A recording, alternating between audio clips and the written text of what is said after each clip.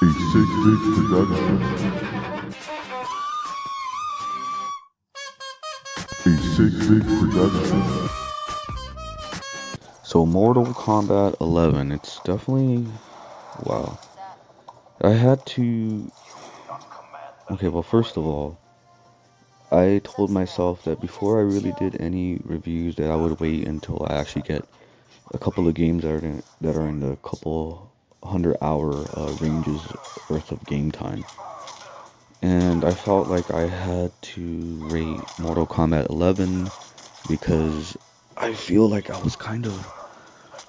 I feel like it was unjustified the way I rated it a while back ago, but there's some pros and cons about it, just like every other video game. But pretty much, let's get to the cons first, because I think that's the way I like to do things. But con, con number one, dude, the gigabytes that it takes for this game to even um be on your system. Like I bought this game digital on a sale, literally probably like a month from when this video was uploaded.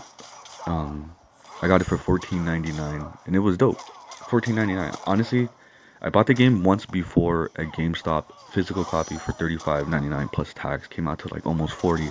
I hated it. I hated it, and it was before an update. Apparently, there was a graphical update somewhere in between when I returned a physical copy and somewhere when I bought this digital copy just now recently. But anyways, before the update, it was so bad. Like as you saw, like Cassie Cage's hair is like really bad. Cassie Cage is one of the only Mortal Kombat characters, if not the only, that actually kind of looks bad. Like even her lines are kind of like off. She does this kind of like Bruce Lee, like you know what I mean, Enter the Dragon kind of thing where she talks and like you hear her talking, but her mouth's doing like whole other mess. What do you get when you cross an owl with a bungee cord?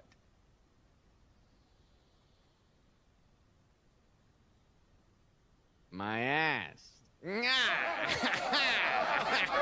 So after there was some kind of graphical update, like the game went from 22 gigabytes to like 32.5.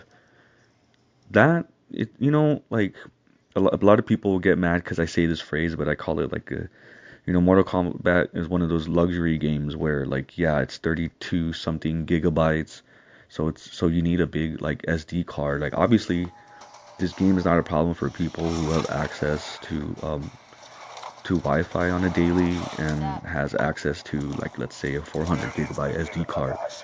I would say 256 gigabytes. 256 gigabytes is probably the average, um, the minimum that you want. But 400 gigabytes, dude, like is a perfect SD card for games that are gonna be for like games like Mortal Kombat 11.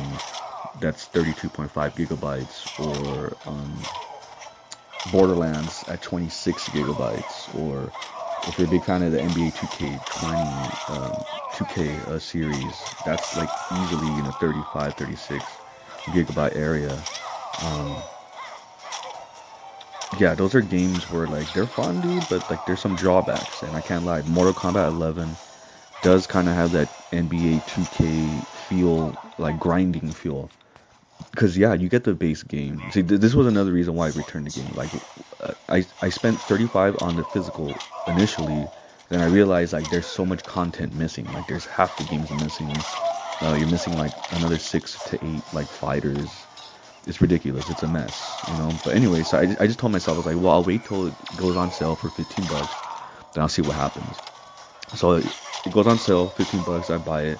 It's actually a really great game, man. Like honestly, I think even 100 hours worth of grinding would barely make a dent.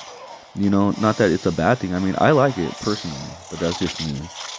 But let's see, and then the other thing though, I have noticed that there's no crossplay for MK11, and from what I heard, there's no plans to make any kind of crossplay soon, which is fine. It's totally fine, but it is kind of like a bummer after you realize that the game is actually pretty good.